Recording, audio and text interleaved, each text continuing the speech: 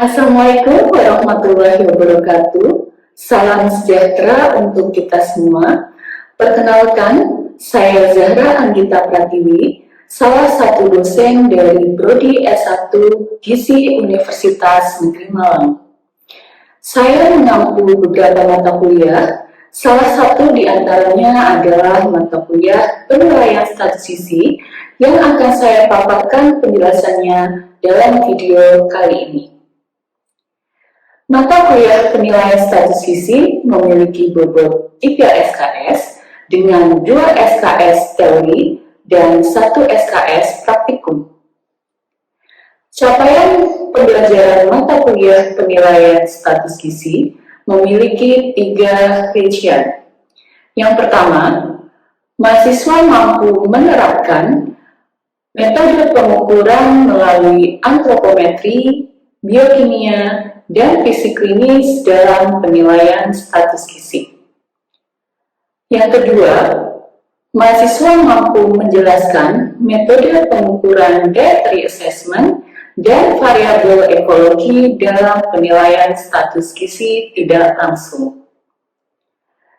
Yang ketiga, mahasiswa mampu menganalisis kesalahan atau source of error pada berbagai pengukuran status gizi.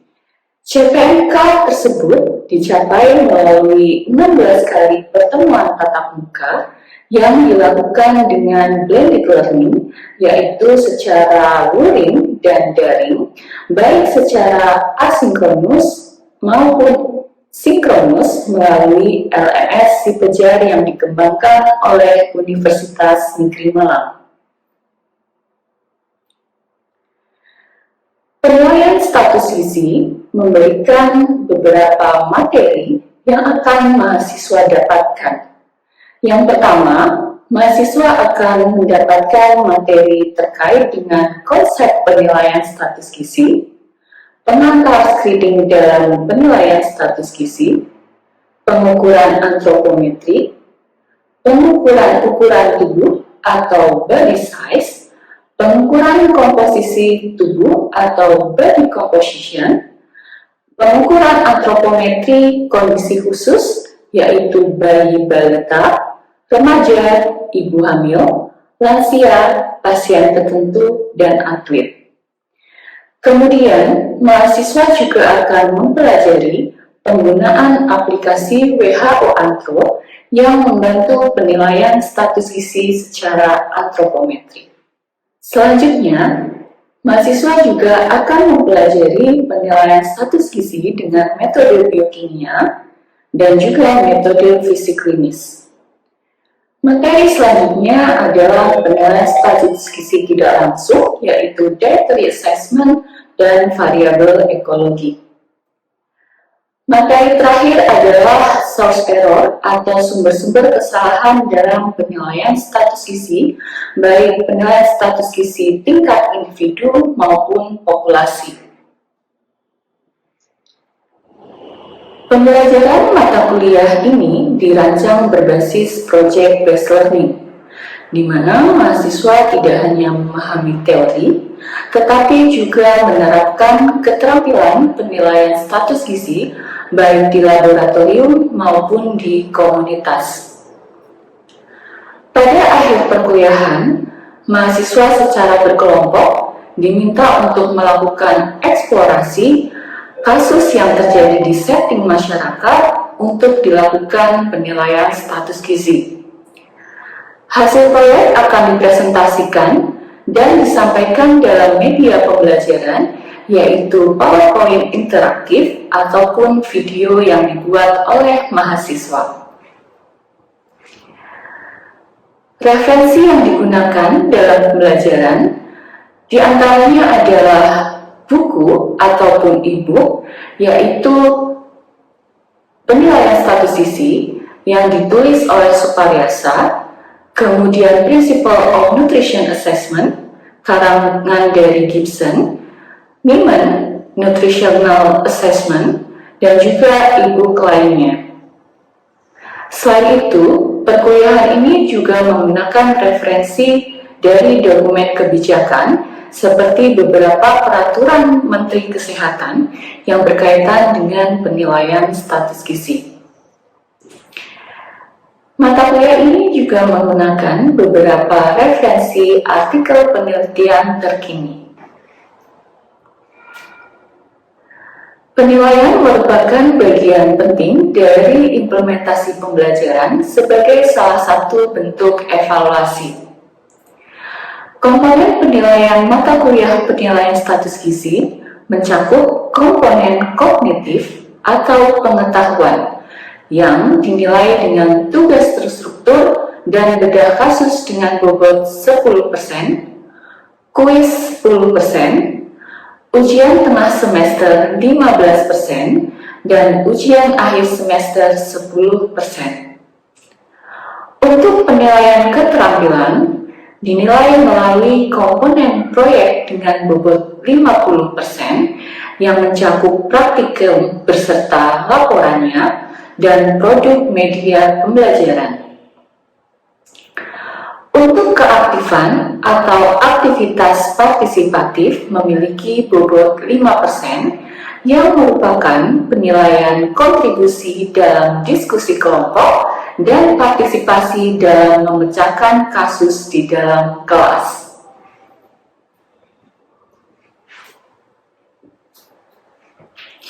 Baiklah, mari kita saksikan video pengajaran saya pada mata kuliah penilaian status gizi dengan topik komposisi tubuh yang dilakukan pada pertemuan ke-6. Terima kasih. Wassalamualaikum warahmatullahi wabarakatuh. Sehat semuanya? Sehat. Ada yang sedang tidak fit? Ada. Juga yang tidak fit atau kurang fit bisa jiwanya. Ini kalau jiwanya berat ya. Mudah-mudahan yang lagi kurang sehat bisa cepat fit lagi gitu ya. Sama terkait apa itu komposisi tubuh gitu ya.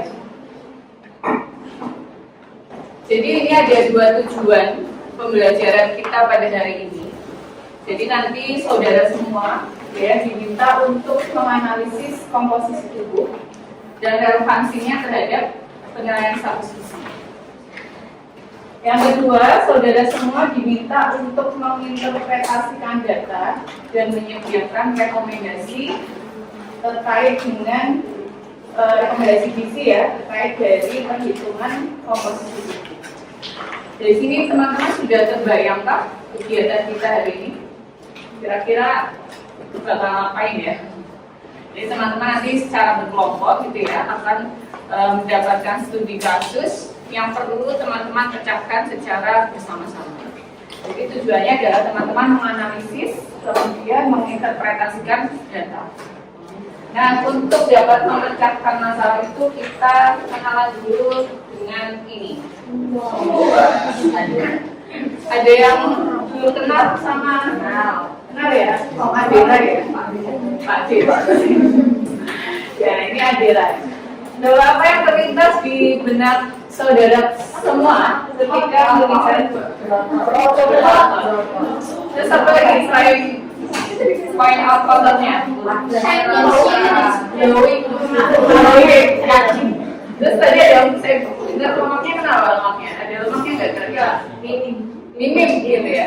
Kira-kira berapa persen nih lemaknya? Nggak tahu ya. Berarti kalau di sini kita bisa memperkirakan gitu ya, semakin besar atau semakin tinggi massa otot seseorang, berarti semakin rendah lemaknya, gitu ya. Terus kira-kira kenapa Adela bisa berotot seperti itu? Olahraga, aktivitas fisik ya, pola makan, terus apa lagi? Genetik, terus berarti dari pola makan ya, asupan protein, terus apa lagi?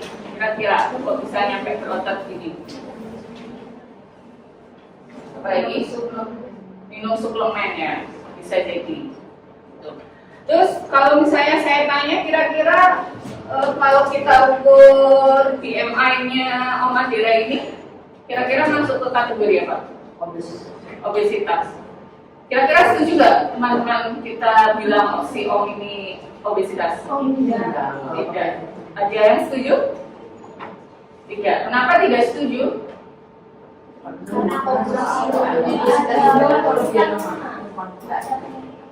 Tidak ada penumpukan lemak. Terus berarti dapat kita simpulkan BMI itu tidak bisa digunakan untuk semua gitu ya. Harus ada kasus-kasus tertentu yang harus kita perhatikan bahwa BMI itu tidak bisa diaplikasikan.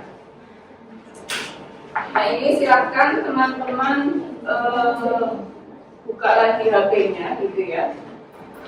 Kemudian masuk ke slido.com atau scan ini bisa scan ya? Bisa.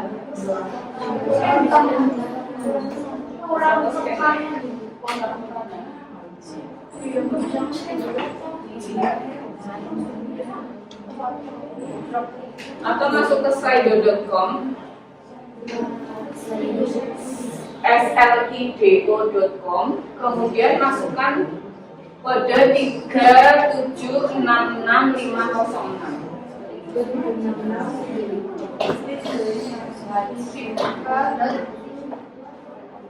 Ya, kalau nggak terbaca.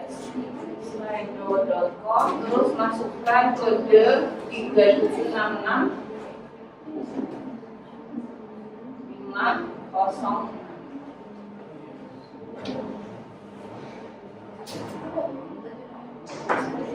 Silakan jangan lupa diberi nama ya, diberi nama, pendapat saudara. Kenapa Adera? Tadi kan teman-teman sudah sepakat gitu ya, kalau Adera itu tidak bisa diukur IMT-nya. Nah, sekarang pertanyaannya adalah kenapa? Jadi sempat sudah kita diskusikan. Nah, sekarang silakan dituangkan ke dalam tulisan. Nifa bilang kalau karena dia berdasarkan berat badan dan tinggi badan saja, tidak memperhitungkan komposisi tubuh dan distribusinya, seperti lemak dan otot. Gak bisa ada namanya ya? Kalau nggak bisa nulis berarti kayak Hanifah aja di atasnya dikasih nama. Kalau udah tulis, ya ini siapa? Oh ya, misal ya, oke. Oh itu bisa ya. Karena Adera memiliki sedikit persentase lemak tubuh, sehingga Adera tidak dapat dikatakan sebagai obesitas. Sementara apabila Adera diukur dengan standar BMI, Adera dikategorikan sebagai obesitas. Oke, kapan yang lain?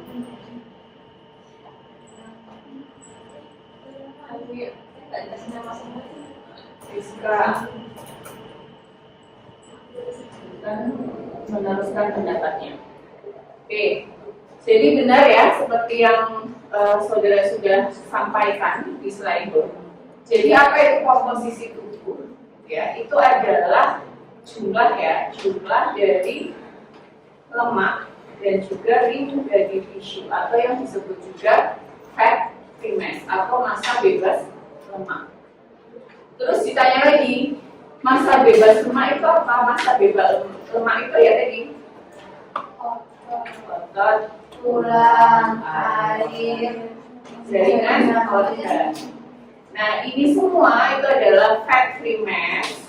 Ketika fat free mass ditambah fat mass gitu ya atau lemak, itu adalah yang disebut dengan komposisi. Jadi berat kita gitu ya, berat kita itu kan fat mass ditambah fat free mass ditambah fat free mass. Ini berat kita ya. Kemudian fat mass itu sendiri itu adalah persen body fat dikali berat kita ya atau body mass ya. Terus ini mau nulis body mass juga boleh CM misalnya. Nah ini kuncinya. Ketika teman-teman mendapat soal, nanti silakan pecahkan berdasarkan ini.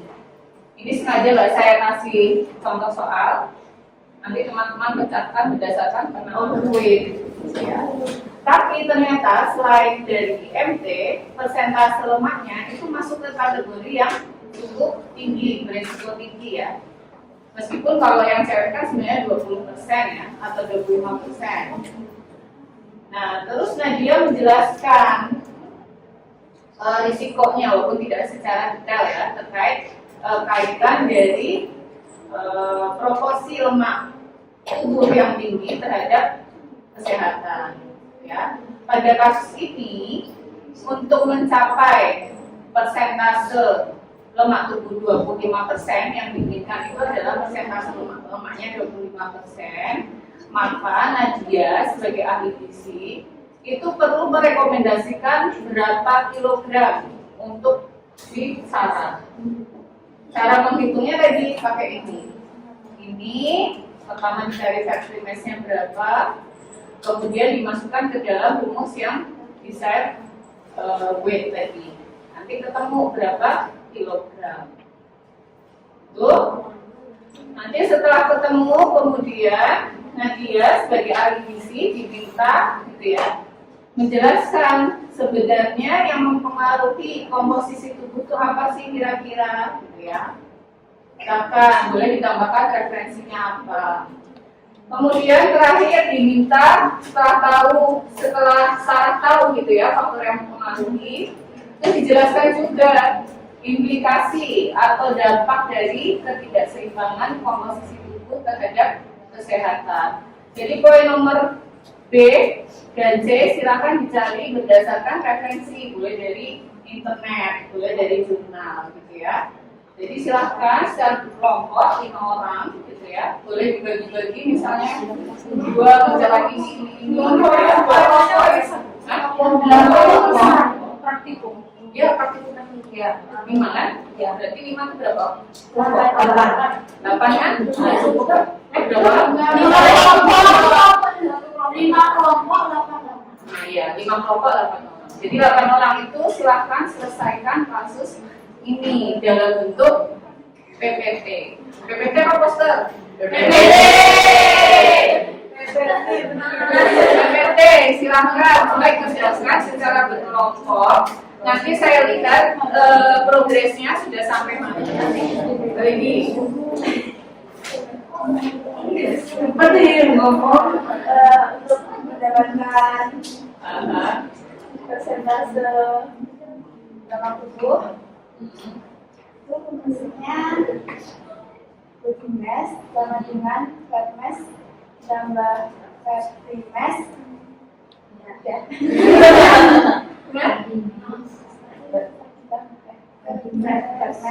Fat mass tambah fat free mass. itu persen body fat? Body mass ya? Iya. Oke. Body mass itu fat mass tambah fat free mass. Oke, sayang sekali ada lagi yang mau menambahkan? Kawin. Double W atau double W?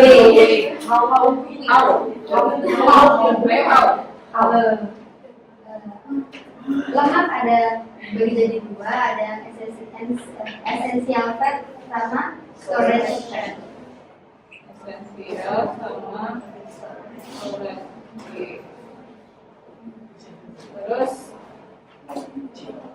Terus siapa lagi? BMI yang bisa dipakai karena tidak jelas. Siapa? Misal. Udah nggak nulis? C-nya nggak ada. C-nya apa? Nggak ada. Nggak ada D-nya. Ayo Sel. BMI tidak ada gunakan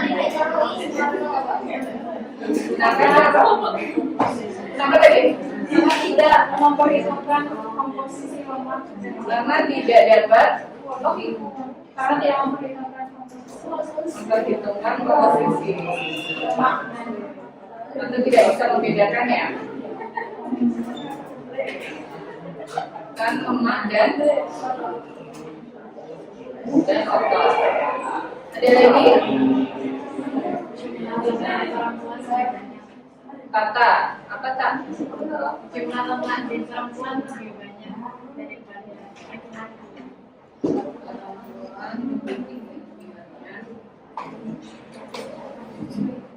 Ada lagi? Siapa lagi? Aul. Hafal saya. Terus apa tuh? Ada 5 cara untuk menghitung jumlah lemak. Yang pertama RLPP. Sebenarnya bukan lemak ya? Itu apa? Apa? Komposisi ya? Komposisi. Karena lingkar rasio itu kan nggak sampai persen lemak ya, komposisi tubuh.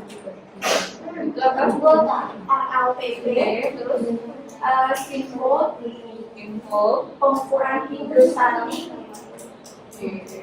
Terus Dia dia desa bisa sama ekstrak. sama Sama ekstrak.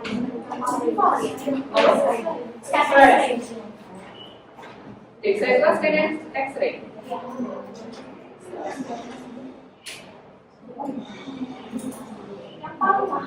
Terus 1, 2, 3, 4 kurang 1. Satunya apa? Oh, 5. 5 kan kurang 1, 2 ini kan baru 1 RPP, 2, 3, 4. Oh, jadi 5 ya? Ini sama yang terpindah dari itu. Ada 6 ya? Oh, terpindah dari. Cuma nggak saya jelaskan tadi. Terus siapa lagi? Saya Yo. Apa itu? Esensial fat berkaitan dengan faktor utama juga terdiri dari otot yang dilindungi saraf besar.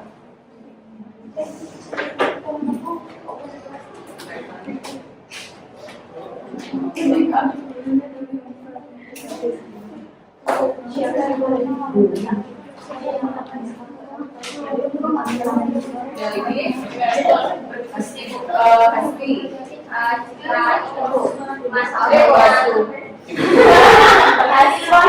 Jika masa ototnya tinggi, maka masa lemaknya masa tinggi, masa lemak.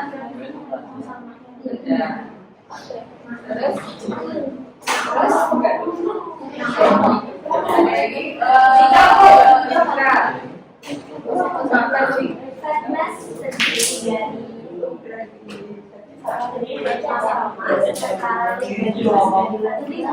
terdiri dari skeletal muscle, organ, Terus apa? Kita masuk terus sama water.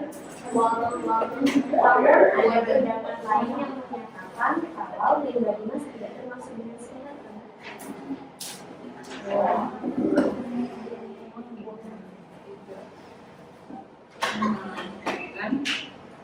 Kenapa? Oh, bukan tidak sama ya. Limbah dinas tidak memperhitungkan.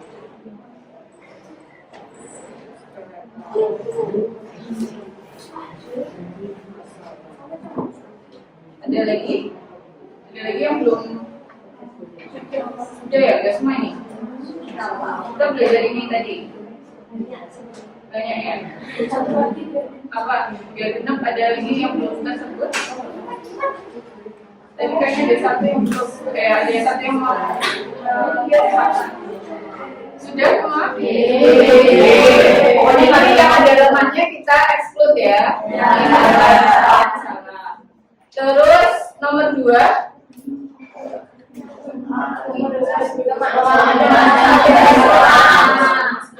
Ya. Yang ini belum.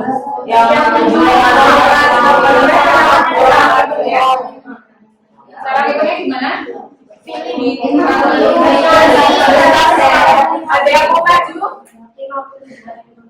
Silakan. Ovio, maju. Atau dikatakan juga boleh. Dikatakan. Maju aja, maju aja. Cepat deh. Waktunya mau habiskan ini. Yuk. Ayo. Ini jawab jawabannya malah. Ini gimana cara? Diketahui berat badannya 50, terus persen lemak tubuhnya 15. Terus sisanya massa lemak sama massa bebas lemak atau fatty mass.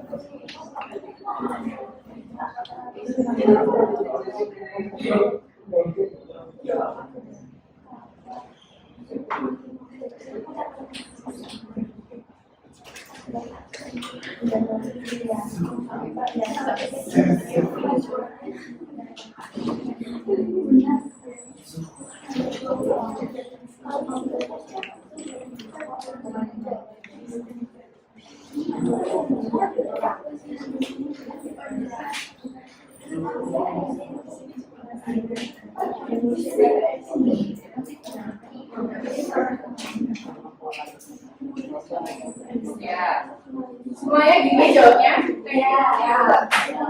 Ini ya caranya ya. Jadi jawabannya adalah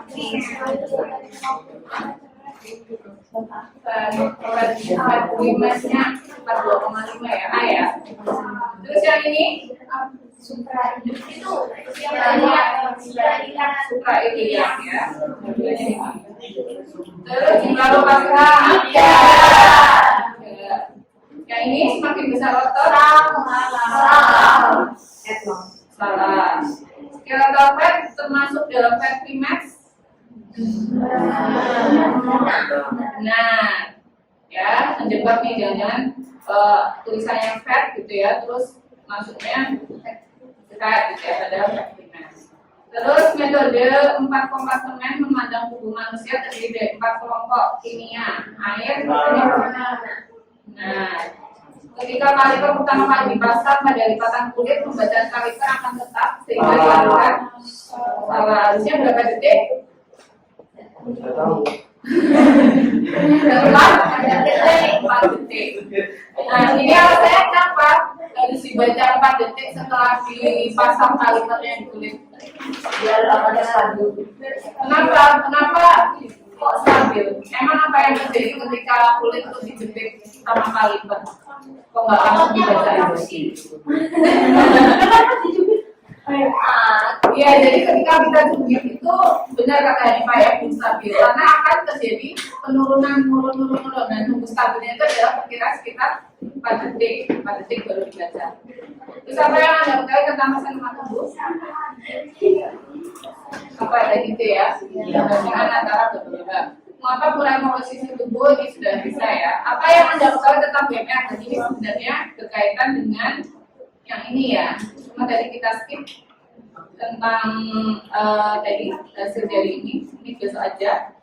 Terus dampak dari persen lemak tubuh yang terlalu sedikit dan terlalu banyak. Obesitas terlalu sedikit apa? Kalau terlalu sedikit,